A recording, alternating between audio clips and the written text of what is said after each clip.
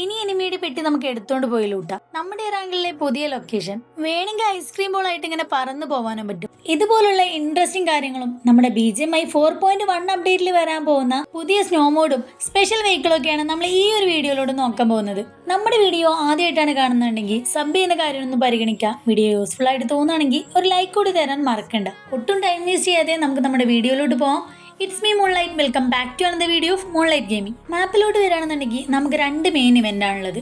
ഒന്ന് ഷൂട്ടിംഗ് റേഞ്ചിലും ഒന്ന് നമ്മുടെ ഫാമിന്റെ താഴെയായിട്ടാണ് വരുന്നത്. ബ്രിഡ്ജിന്റെ സൈഡിലായിട്ടാണ് ഒരു ഇവന്റ് വരുന്നത്. ഇവന്റിന്റെ പേര് പെൻഗ്വിൻ സിറ്റി എന്നാണ്. സ്നോ ബേസ് ചെയ്തിട്ടുള്ള ഒരു മോഡാണിത്. നമ്മൾ ഇവന്റിൽ ലാൻഡ് ചെയ്യുമ്പോഴുള്ള ഒരു ഓവർവ്യൂ ഇങ്ങനെയാണ്. എല്ലാ പ്ലേയേഴ്സിനും അത്യാവശ്യം വിശാലമായിട്ട് കളിക്കാൻ പറ്റുന്ന ഒരു സ്പേസ് ഈ ഒരു ഇവന്റിനുണ്ട്. പിന്നെ എനിക്ക് ഒട്ടും ഇഷ്ടമില്ലാത്ത കാര്യം നമ്മുടെ ഇവന്റിൽ ഇറങ്ങുമ്പോഴുള്ള ആ ഒരു ഡാർക്ക് മോഡ്, ആ ഒരു വെതർ, അതെനിക്ക് ഒട്ടും ഇഷ്ടമല്ല. പക്ഷേ ഈ ഒരു ഇവന്റിൽ ആ ഒരു കാര്യമില്ല കേട്ടോ. നല്ല ബ്രൈറ്റ് വെതറാണ്.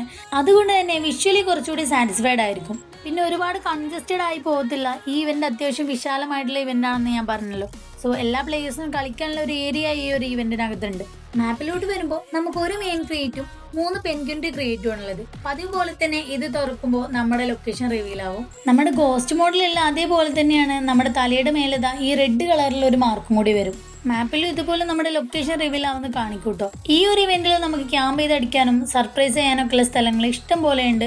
അതുപോലെ തന്നെ ഇപ്പൊ ബീറ്റ സ്റ്റേജിലുള്ള നമ്മുടെ സൂപ്പർ സ്മൂത്ത് ഗ്രാഫിക്സ് അടുത്ത അപ്ഡേറ്റിൽ ഒന്നുകൂടി സെറ്റ് ആയി വരാൻ ചാൻസ് ഉണ്ട്. നമുക്ക് കുറച്ചുകൂടി ലാഗ് ഫ്രീ ആയിട്ട് കളിക്കാൻ പറ്റുന്ന ഒരു സ്റ്റേജിലേക്ക് വരാനുള്ള ചാൻസ് ഉണ്ട്. മെയിൻ ക്രിയേറ്റ് നോക്കുകയാണെന്നുണ്ടെങ്കിൽ എല്ലാ ഇവന്റിലെയും പോലെ തന്നെ ഇവിടെ ടൈമർ ഉണ്ട്. അതുപോലെ ഇത് ഓപ്പൺ ചെയ്യുന്ന സമയത്ത് ഈ സൈഡിലുള്ള പെൻഗ്വിൻസ് ഇമോട്ടൊക്കെ ഉണ്ട് കേട്ടോ. പ്രത്യേകിച്ച് പേടിക്കേണ്ട ആവശ്യമൊന്നുമില്ല. എല്ലാ സൈഡിൽ നിന്നും അടി കിട്ടാൻ പറ്റുന്ന ഒരു പൊസിഷനിലാണ് മെയിൻ ക്രിയേറ്റ് ഉള്ളത്. എല്ലാ ഇവന്റിലെയും പോലെ തന്നെ ഇവിടെയും നമുക്ക് drop weapons MG3 AWM gross ഒക്കെയാണ് ഇവിടെയും കിട്ടുക. മിനി ഇവന്റ് ഉണ്ട്. മിനി ഇവന്റിൽ നമുക്ക് പെൻഗ്വിൻസിന്റെ ബോക്സ് കാണാൻ പറ്റും. അത് ഓപ്പൺ ചെയ്യുന്ന സമയത്ത് നമുക്ക് ലൂട്ട് കിട്ടും. ഇനി നമ്മൾ ഇവന്റിലോട്ട് നോക്കുകയാണെങ്കിൽ ഇതുപോലുള്ള കോമ്പൗണ്ട്സ് ഒക്കെയാണ് നമുക്കുള്ളത്. കുറച്ചുകൂടി കാർട്ടൂണിക് ആയിട്ടുള്ള പോലെയാണ് എനിക്ക് തോന്നിയത്.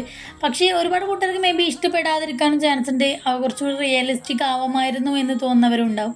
സോ നിങ്ങൾക്ക് ഇഷ്ടപ്പെട്ടോ ഇല്ലേ എന്നുള്ളത് കമന്റ് ബോക്സിൽ അറിയിക്കാൻ മറക്കരുത് കേട്ടോ. എന്തായാലും എനിക്ക് ഇഷ്ടപ്പെട്ടു. ഈ മഞ്ഞിലൂടെയൊക്കെ നടക്കാൻ ഈ ഒരു കോമ്പൗണ്ട്സും കാര്യങ്ങളൊക്കെ എനിക്ക് നല്ല ഇഷ്ടപ്പെട്ടു. മരങ്ങളായാലും എല്ലാം കാണാൻ നല്ല ഭംഗിയായിട്ടാണ് എനിക്കൊന്നുകൂടി ഫീൽ ചെയ്തത് കേട്ടോ. ഇനി ഈ അപ്ഡേറ്റിൽ വന്നിട്ടുള്ള ഒരു കിടിലൻ കാര്യം നോക്കാം. നമ്മൾ എനിമി കൊന്നതിന് ശേഷം നമുക്ക് എനിമിയുടെ പെട്ടി എടുത്താണ് നടക്കാൻ പറ്റും. ഇനി ഓപ്പണിൽ ഇരുന്ന് ലൂട്ടേണ്ട ആവശ്യമൊന്നുമില്ല.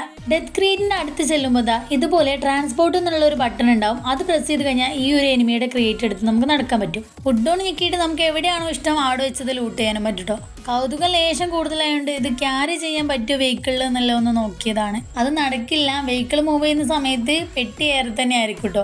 ഞാൻ വേറെ വെഹിക്കിൾ വെച്ചിട്ട് നമ്മുടെ മിറാഡ് വെച്ചിട്ട് ട്രൈ ചെയ്ത് നോക്കി. പക്ഷേ സെയിം പോലെ തന്നെ നമുക്കൊരു വെഹിക്കിളിൽ നമുക്കിത് ക്യാരി ചെയ്യാനൊന്നും പറ്റത്തില്ല. ഇതുപോലെ ഫുഡ് ഓൺ നോക്കിയിട്ട് നമുക്ക് അവിടെ വെച്ച് ലൂട്ട് ചെയ്യാന്നുള്ളതാണ്. അടുത്ത അപ്ഡേറ്റിൽ നമ്മൾ റീലോഡ് ചെയ്യുകയാണെന്നുണ്ടെങ്കിൽ ഇതുപോലൊരു പ്രോഗ്രസ് ബാർ നമുക്ക് കാണിക്കും. നമ്മൾ റീലോഡ് എത്രമാത്രം കംപ്ലീറ്റ് ആയി എന്നുള്ളത്. അതെന്തായാലും നല്ലൊരു ഫീച്ചറായിട്ട് തോന്നി എനിക്ക്. നമ്മൾ ഫൈറ്റ് എടുക്കുന്ന സമയത്ത് റീലോഡൊക്കെ ആവുന്നുണ്ടെങ്കിൽ നമുക്ക് ഓട്ടോമാറ്റിക്കലി നമ്മളെ മൈൻഡിൽ ആ ഒരു എത്രമാത്രം കംപ്ലീറ്റ് ആയി എന്നുള്ളൊരു ഇതുണ്ടാവും. സോ ആക്യുറേറ്റ് ആയിട്ട് ഫൈറ്റ് എടുക്കുന്ന കാര്യത്തിൽ എന്തായാലും ഹെൽപ്ഫുൾ ആയിട്ടുള്ള ഒരു കാര്യം തന്നെയാണ്. അടുത്തൊരു കാര്യം എന്താണെന്ന് വെച്ചാൽ നമ്മുടെ മൂവിങ് ക്ലൗഡ്സ് ആണ് കേട്ടോ. നല്ല തെളിഞ്ഞ ആകാശം മാത്രമല്ല, ഈ ക്ലൗഡ്സ് ഒക്കെ മൂവിങ് ആണ്. നമ്മുടെ മുതലാളി ചേട്ടൻ മാറ്റങ്ങളുടെ പാതയിലാണെന്ന് തോന്നുന്നു ഗൈസ്. കഴിഞ്ഞ അപ്ഡേറ്റിൽ മാറ്റിയ നമ്മുടെ ലിപ്പോക്കി ആണെങ്കിൽ ഈ ഒരു അപ്ഡേറ്റിൽ മാറ്റിയത് നമ്മുടെ വാട്ടർ സിറ്റിയാണ്. നമ്മുടെ ബ്രിഡ്ജിന്റെ സൈഡിൽ നിന്ന് നോക്കുമ്പോൾ ഒരു ഓവർവ്യൂ ഇങ്ങനെയാണ് കേട്ടോ. എത്രമാത്രം ചേഞ്ച് ആയെന്നുള്ളത് നിങ്ങൾക്ക് ഇവിടെ നോക്കുമ്പോൾ മനസ്സിലാവും. ഷിപ്പും കാര്യങ്ങളൊക്കെ ഉള്ള ഒരു സെറ്റപ്പിലോട്ടാണ് വാട്ടർ സിറ്റി മാറിയിട്ടുള്ളത്. നമ്മുടെ സ്കോഡോസിന്റെ സൈഡിലോട്ട് വരികയാണെന്നുണ്ടെങ്കിൽ കുറച്ചും കൂടി റിഡ്ജസും കാര്യങ്ങളൊക്കെ ഇൻക്ലൂഡ് ആക്കി. സ്കോഡോസിനും അതിന് തൊട്ടടുത്തുള്ള കുഞ്ഞു ബിൽഡിങ്ങിനും മാറ്റങ്ങളൊന്നും വരുത്തിയിട്ടില്ല. ബാക്കി എല്ലാ വാട്ടർ സിറ്റിയും കംപ്ലീറ്റ്ലി മാറിപ്പോയി. ഇനി നമുക്ക് നമ്മുടെ വാട്ടർ സിറ്റി ഒന്ന് എക്സ്പ്ലോർ ചെയ്യാം. ഗ്ലാസ് ഹൗസും വെയർ ഹൗസും 3 സ്റ്റോറിയൊക്കെ ആയിട്ട് ഒരുപാട് ബിൽഡിങ്സ് ഈ ഒരു ലൊക്കേഷനിലുണ്ട്. അപ്ഡേറ്റ് വരുമ്പോൾ ഒരു ഷോപ്പ് കൂടി മേ ബി ഇവിടെ ഇൻക്ലൂഡ് ആയിരിക്കും. ഈ ഒരു പ്ലേസിനെ ഒരു വാട്ടർ സിറ്റി എന്നതിലുപരി എനിക്കൊരു ട്വിൻ സിറ്റി എന്ന് വിളിക്കാനാണ് ഇഷ്ടം. കാരണം ഇവിടെ എല്ലാ ബിൽഡിങ്ങും 2 ഉണ്ട്. അടുത്തടുത്ത് കോപ്പി പേസ്റ്റ് ചെയ്ത പോലുള്ള ഒരുപാട് ബിൽഡിങ്സ് നമുക്ക് കാണാൻ പറ്റും. പണ്ടത്തെ പോലെയല്ല, ഇവിടെ ഒരുപാട് ബിൽഡിങ്സും കുറച്ചും കൂടെ വലിയൊരു പ്ലേസ് ആണിത്. സോ റീകോളൊക്കെ ആയിട്ട് ഇനി ഫൈറ്റ് വരുന്ന നല്ലൊരു ലൊക്കേഷൻ തന്നെ ആയിരിക്കും ഇത്. എനിക്കെന്തായാലും ആദ്യത്തെ വാട്ടർ സിറ്റിയാണ് ഇതിനെക്കാട്ടിലും ഇഷ്ടപ്പെട്ടത്. നിങ്ങൾക്ക് ഏത് ഇഷ്ടപ്പെട്ടെന്നുള്ളത് കമന്റ്സിൽ അറിയിക്കണേ. ഇനി നമ്മുടെ മെയിൻ ഇവന്റിലെ ഈ ഒരു വെഹിക്കിൾ ഇതിനടുത്ത് വന്നു കഴിഞ്ഞാൽ നമുക്ക് ഇവിടെ ഒരു ബട്ടൺ വരും. അത് പ്രസ് ചെയ്ത് കഴിഞ്ഞാൽ ഇതുപോലെ നമുക്ക് ഏത് ആംഗിളിലോട്ടാണോ പോകേണ്ടത് അവിടേക്ക് ഒരു സ്നോ ബോൾ ആയിട്ട് ഇതുപോലെ പറന്ന് പോകാനും പറ്റും. ആദ്യത്തേത് ചെറുതായിട്ടൊന്ന് പാളിപ്പോയിട്ട് തന്നെ ഒരു വട്ടം കൂടി നമ്മൾ ട്രൈ ചെയ്തു. ഏകദേശം 200 മീറ്റർ അകലത്തോളം നമുക്ക് ഇത് ഉപയോഗിച്ച് പറന്നു പോകാൻ പറ്റും. ഈ ഒരു ഇവന്റിൽ നമുക്ക് പുതുതായിട്ട് ഇതുപോലൊരു വെഹിക്കിളും കൂടി വരും കേട്ടോ. ഇതിന് 2 ബട്ടൺസ് ആണുള്ളത്, ഒന്ന് സ്നോ ബോളും ഒന്ന് അസിസ്റ്റൻസും. ഇത് നമുക്ക് ഇവിടെ വന്ന് കസ്റ്റമൈസ് ഒക്കെ ചെയ്യാം. അപ്പോൾ അത്രയൊക്കെ ഉള്ളൂ. നമ്മുടെ വീഡിയോ ഇഷ്ടപ്പെടുകയാണെങ്കിൽ സപ്പോർട്ട് ചെയ്യാൻ മറക്കണ്ട. See you guys in another video. Bye bye.